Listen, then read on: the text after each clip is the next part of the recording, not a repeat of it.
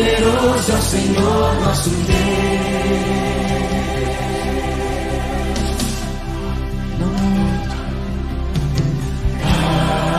Aleluia.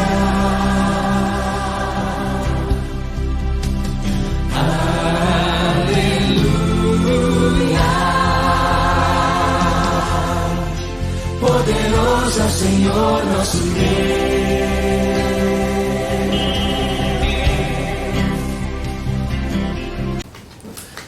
Olá pessoal, graça e paz. Eu gostaria de estar compartilhando com vocês alguns textos aqui da Palavra de Deus.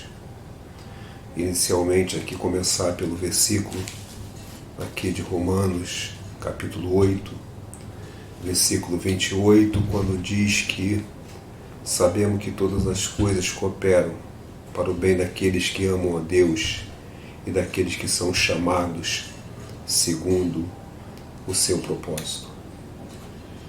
Interessante que esse versículo aqui, apesar dele nos trazer uma mensagem assim, bastante objetiva, bastante clara, já vi em diversas situações um questionamento sobre o versículo de pessoas que sofreram algum trauma, sofreram algumas perdas, passaram por algumas circunstâncias e situações difíceis, e elas questionam e perguntam, inclusive já fui confrontado com essa pergunta, todas as coisas cooperam para o bem daquele que ama a Deus, ou seja, tantas situações difíceis, complicadas, traumáticas, que as pessoas passam, aí essas coisas vão cooperar para o meu bem? Então essa é uma pergunta muito comum que a gente ouve. E eu assim confesso para vocês que diante de todos esses anos aí, décadas de caminhada com Deus, através da palavra, eu ainda não consegui, meu entendimento, né, meus pensamentos, a minha cabeça, essas coisas me limitam a entender algumas coisas de acordo com o controle e soberania de Deus. Vem ver uma pergunta, por que isso aconteceu comigo? Porque foi comigo.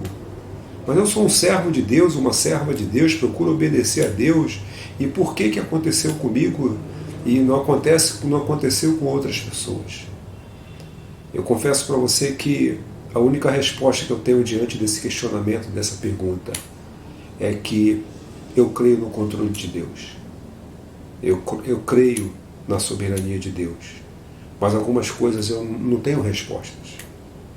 Eu sei que muitas vezes, lá na frente, a gente consegue entender algumas coisas que acontecem que não entendemos no momento. E vamos entender. Mas eu não tenho. Mas eu creio assim que aqui o texto diz, né, chamado segundo o seu propósito. Dentro do propósito de Deus. Então, são coisas que muito difíceis da gente entender.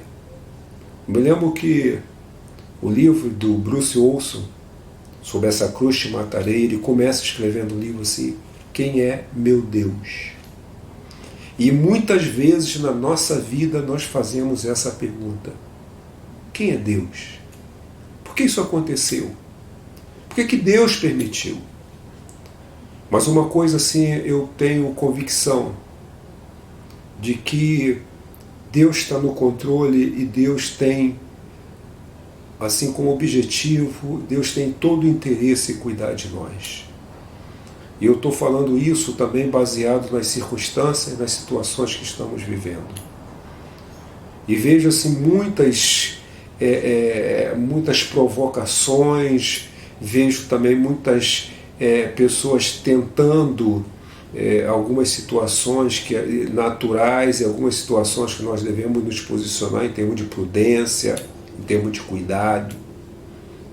Muitos questionamentos, não, porque eu tenho fé, porque eu tenho isso não vai acontecer comigo, porque eu sou servo do Senhor, porque eu não sou cauda, sou cabeça, todos esses chavões, todas essas colocações que de uma certa maneira não estão direcionadas, estruturadas e alicerçadas em ser prudente. Então eu creio que todas as coisas cooperam para o bem daqueles que amam a Deus. Eu sei que Deus está cuidando de nós, mas nós precisamos de ser prudentes, precisamos de nos submeter às orientações, às condições, e crer que independente da nossa posição de cuidado, de perceber que estamos diante de uma situação grave, mas a gente não abrir mão de que Deus está cuidando de nós.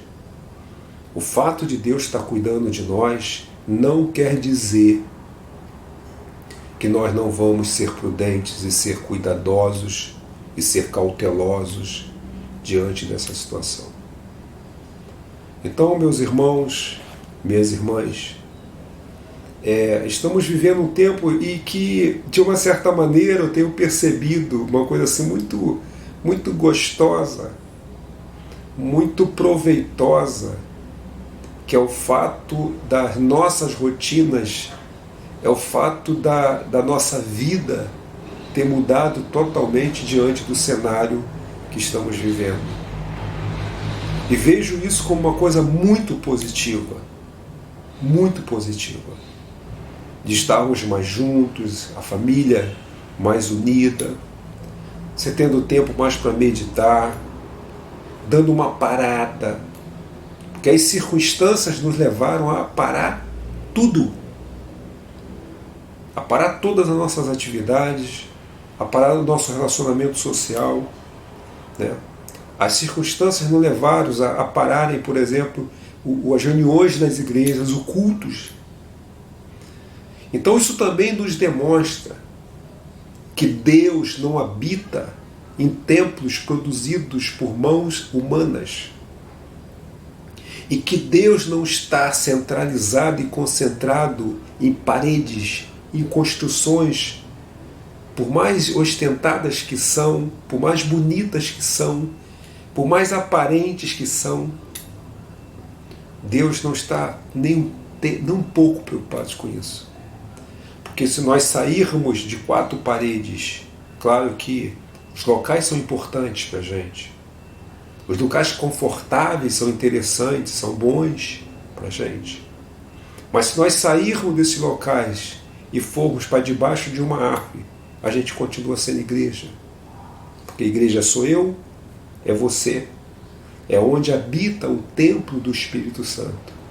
Então isso é tremendo,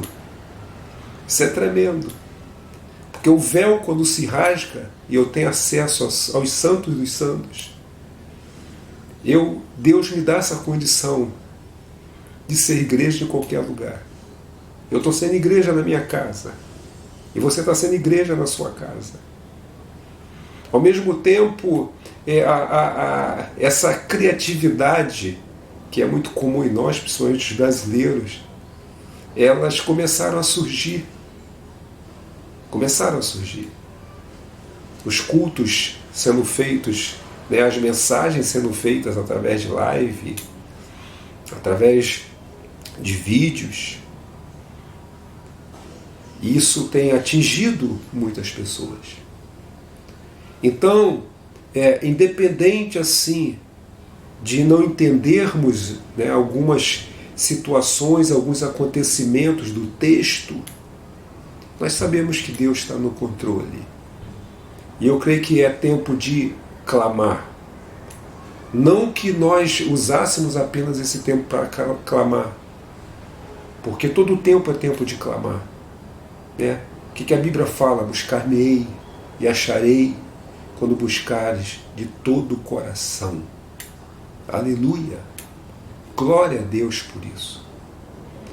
E aí eu quero também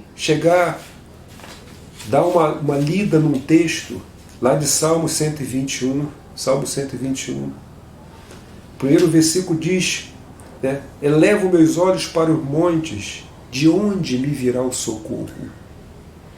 E é interessante que o salmista, ele começa fazendo uma afirmação e depois ele faz uma pergunta. Ele diz, olha, eu elevo meus olhos para os montes.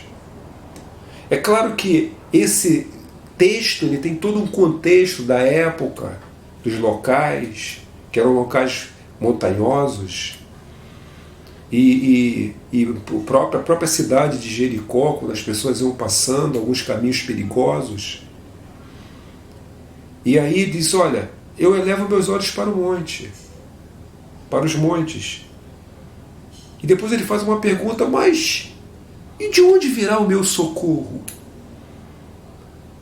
E aí o versículo número 2 veio uma resposta. Quer dizer, ele faz uma afirmação, ele faz uma pergunta e depois ele mesmo dá a resposta. O salmista disse, ó, o meu socorro veio do Senhor, que fez o céu e a terra. Nós não temos um outro caminho. Nós não temos uma outra opção. Porque o nosso socorro, ele vem do Senhor, que fez os céus e a terra. Então, nós estamos vivendo um tempo assim que esse é o tempo de parar, meditar.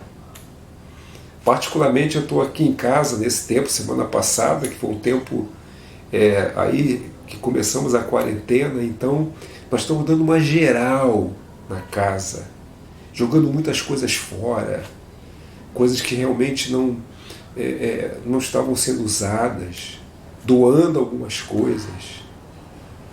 E eu queria te desafiar nesse tempo, te convidar nesse tempo, a um tempo de recomeço, um tempo de estar construindo. Quem sabe dar uma parada, meditar, olhar para trás, ver os marcos, ver tudo o que aconteceu, ver os erros, perceber os acertos.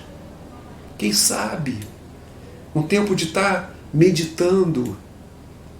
Eu creio plenamente que, para mim, quando o texto fala que todas as coisas cooperam, pegando esse texto, para mim, esse tempo está cooperando com muita coisa boa.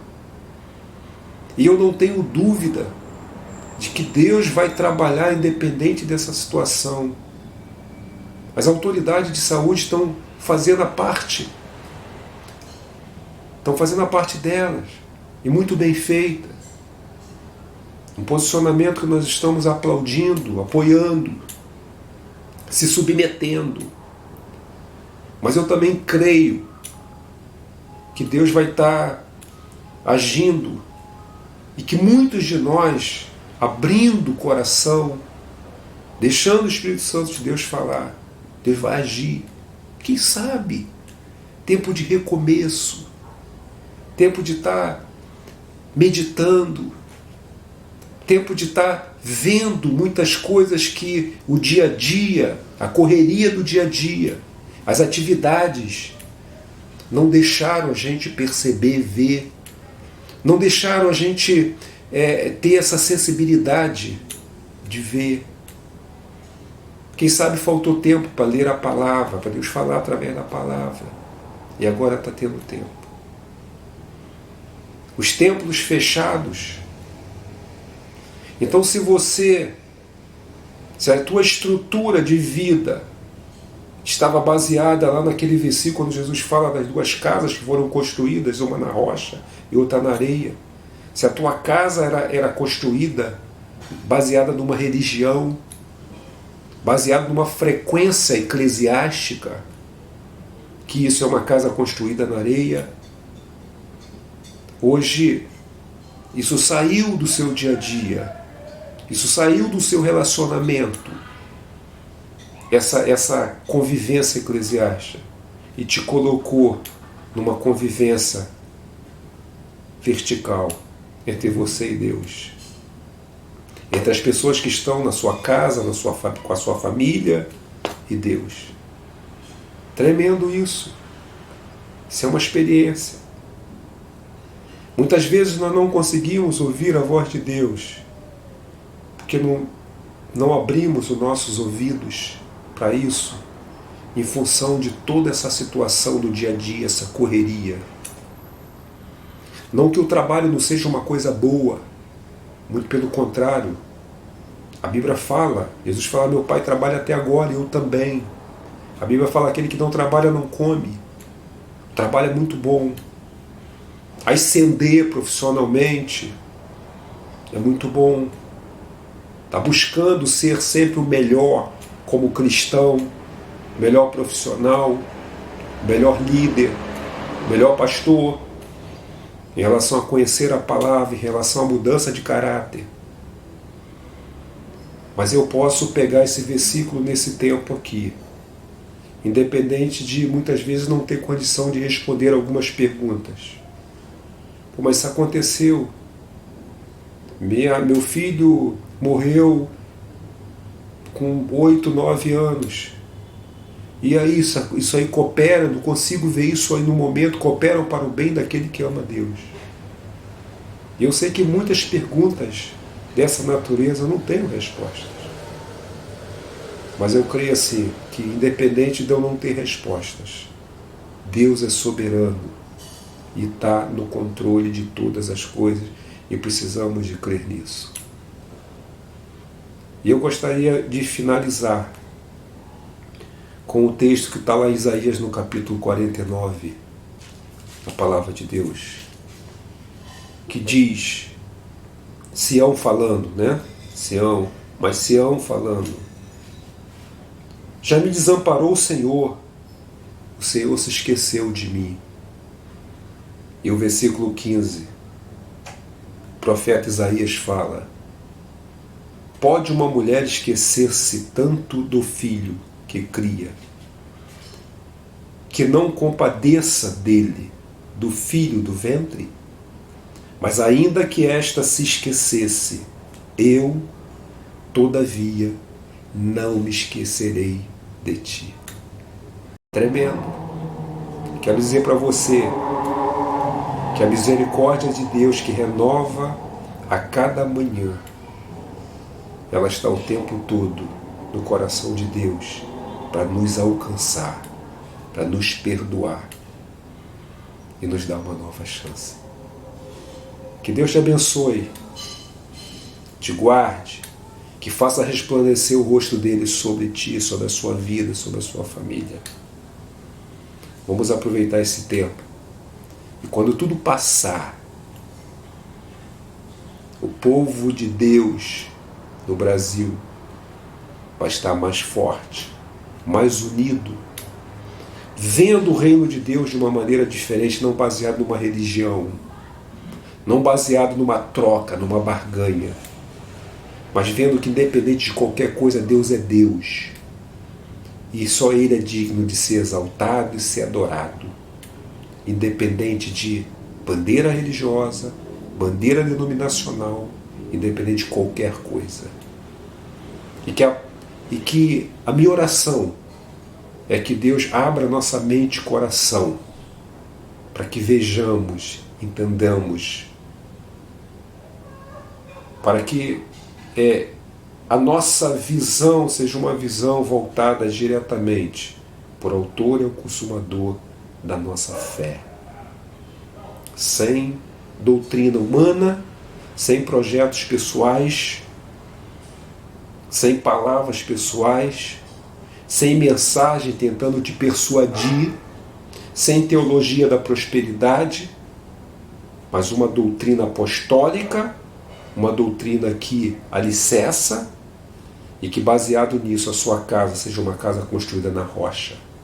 Que quando vierem as tempestades, os confrontos, os problemas, você possa estar firme na rocha e entendendo que essa estrutura, esse alicerce, não é humano, não é de ideologia humana, mas sim, tudo isso é baseado numa palavra, da palavra de Deus, nos conhecimentos de Deus e nos ensinamentos de Deus.